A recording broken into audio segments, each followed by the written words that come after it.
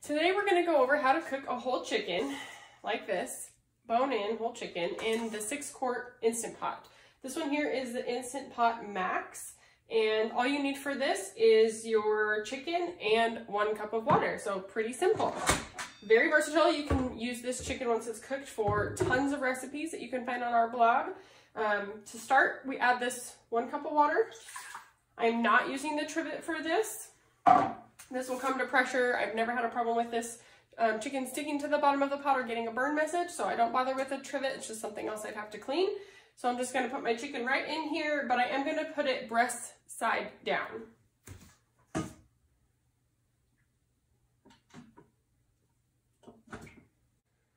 So once your chicken is in, all we need to do is set the cook time here, put the lid on.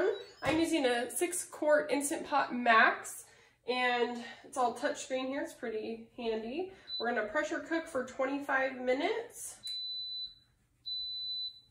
Let that make some noise. Get started. 6 minutes per pound, so that's 24 minutes for this 4-pound chicken that I'm cooking today. And then I'm going to let that naturally release the pressure when it's done with the cook cycle for about 20 minutes or completely. It's totally fine. When this is done cooking, you'll take the chicken out. It will literally fall off the bone and you can shred this up. I have tons of recipes on the blog at hollishomestead.com that you can see how we use this chicken all the time. Chicken tacos, tonight's buffalo chicken salads is what we're making with the chicken.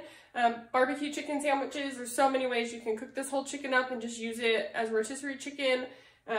You could even throw the air fryer lid or the melty lid attachment and crisp this up and have your rotisserie type chicken. So many options with this, so I will show you what it looks like when it's all done. All right, so our chicken has been pulled out. It is cooling here on this cutting board. It comes out very, very hot. I've reserved the stock in the Instant Pot still. There's still a little bit of stuff in there that you may want to separate out if needed. Used these 2 wooden spoons to get the chicken out onto the cutting board. I'll use the 2 forks to help me kind of separate and keep the trash or groceries I can need to discard the bones if you're not making bone broth. This is wonderful for bone broth. It makes it super simple. The bones for me today, I'm just going to discard them and put them in a sack. So I'm going to separate all this out and I'll show you how it turns out.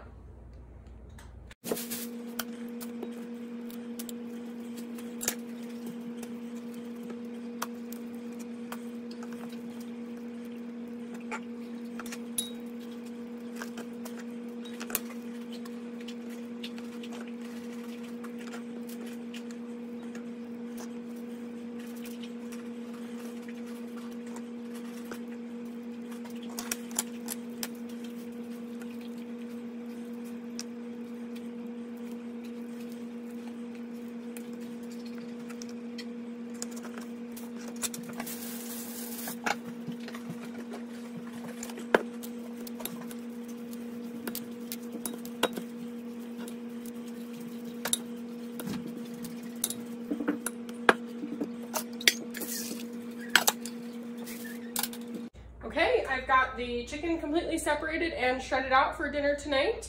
And I just separated out the bone broth into the bowl using my metal strainer. And then I just use these canning jars, ball glass jars.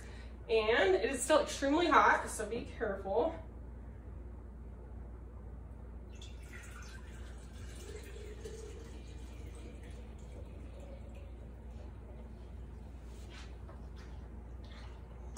All right, well, made a little bit of a mess, but that's okay.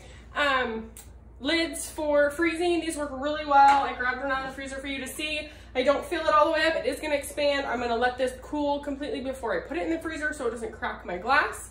And when I'm ready to use this, I just take this out, thaw it out, use it for my chicken stock. Obviously no added ingredients, just plain chicken stock. You can of course add some spices, seasonings or salt, whatever you might need when you go to use this, but it freezes really well. And then something I don't have to buy, I have that available every time I make a chicken. So if I'm not using it to make a chicken soup or something that requires a broth, I freeze that in these jars in my deep freeze. So Let me know if you have any questions on how to cook a full chicken. I will also link to some recipes that I use this chicken for. Like I said, tonight's buffalo chicken salad, and I've got the barbecue chicken sandwiches recipe up on the blog, and this is exactly how I cook that chicken. So let me know if you like this. Give me a thumbs up, subscribe, and ask me any questions you might have about the Instant Pot. Have a good day.